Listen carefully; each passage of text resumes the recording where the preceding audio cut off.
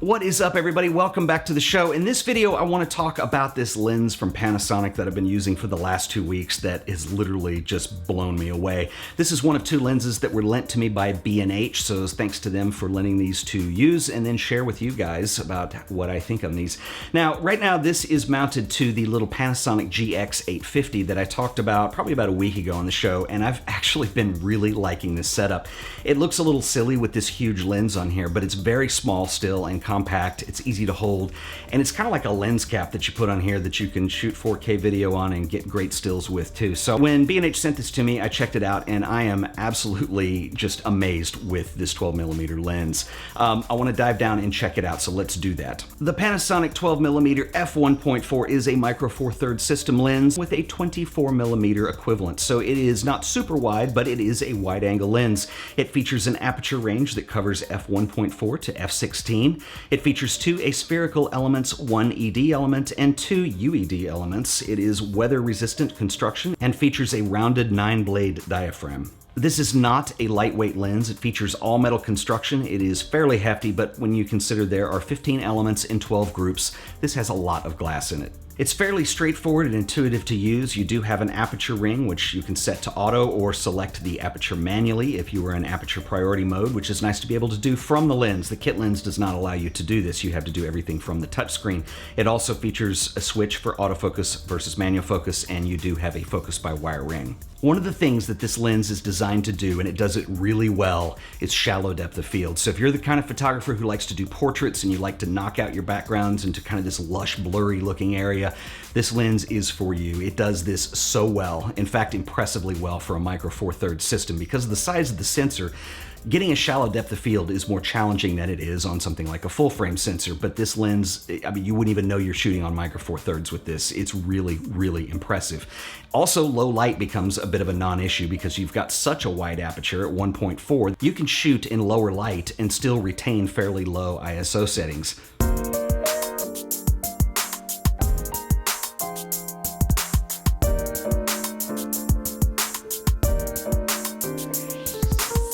One of the first questions that I get asked about this lens, particularly when I pair it up with the GX850, is how does this work as a vlogging setup? Well, the short answer is yes, it will work, but the long answer is a little more complicated, mainly because the lens has no optical image stabilization, and the GX850 has no in-body image stabilization, so you have nothing to counter out shake that you're going to have if you're just walking around holding the camera.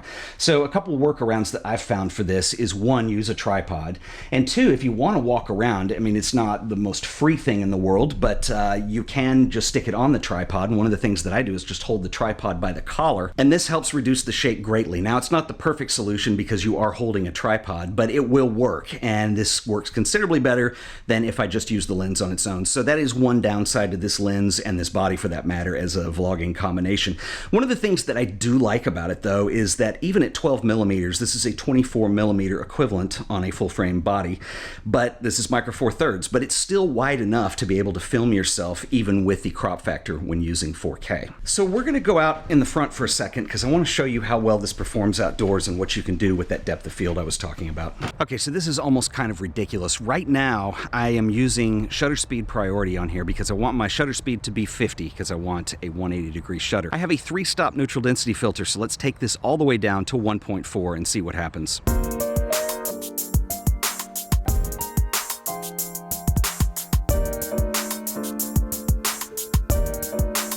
If you like absolutely insane depth of field, this lens is for you. I had to bump up the shutter speed to about 800 to compensate, but I wanted to show this lens completely wide open because it is pretty awesome. So is this lens perfect? Well, it's pretty good, but there are a few cons that I think are worth talking about, and I want to get into that in just a second, but first I want to give a shout out to our sponsor this week, who are the awesome folks over at Squarespace.com. Squarespace offers an all-in-one solution for building beautiful websites, portfolios, an online store, or even a holding page for your domain. You get access to Squarespace's amazing backend that makes building websites a breeze. Head over to squarespace.com and sign up for the free trial and see just how easy it is to get up and running.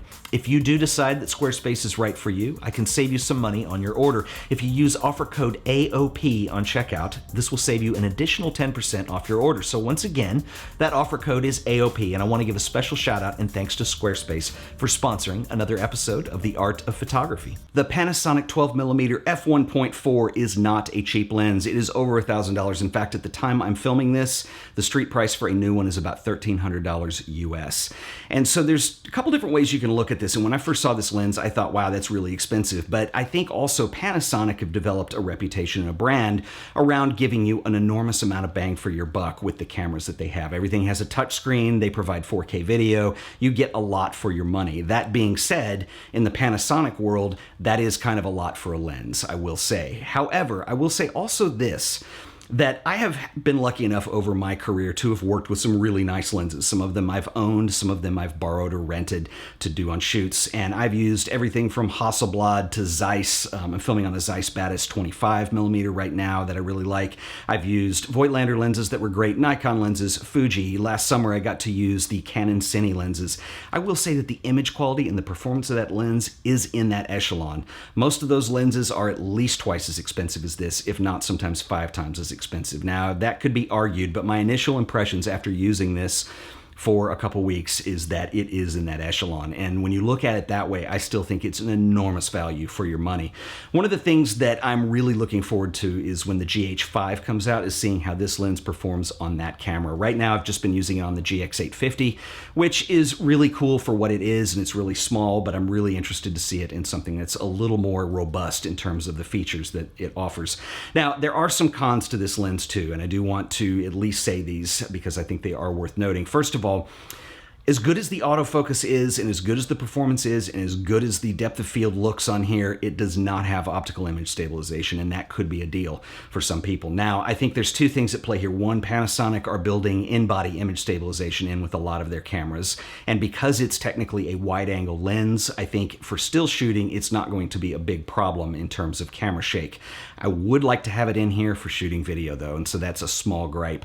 The other thing that is worth mentioning on here, and this is just how all lenses are being designed right now, but the focus ring on here is focused by wire. What that means is this kind of just infinitely spins. When the camera's powered on, when you move the collar, it will electronically tell the camera and the lens where the focus should be. So there is not a manual focus mechanism, which works pretty well. And I think in Panasonic's defense, one of the things that they are looking to do is using the touchscreen on the back for focus points where you can actually touch to focus. But if you're using this for video application and you're filming something where you want to be able to rack focus or manually adjust that yourself or even do a follow focus, it's just not set up for that. It's probably one of the best focus by wires I've used, but it is focused by wire. And so I just thought those would be worth mentioning. Anyway, I would love to know your thoughts. Does anybody have experience with this lens that they would like to share? Please leave me a comment below. And as always, if you've enjoyed this video, please remember to like it, share it, and as always, subscribe to The Art of Photography for more videos. Until the next one, I'll see you guys then. Later.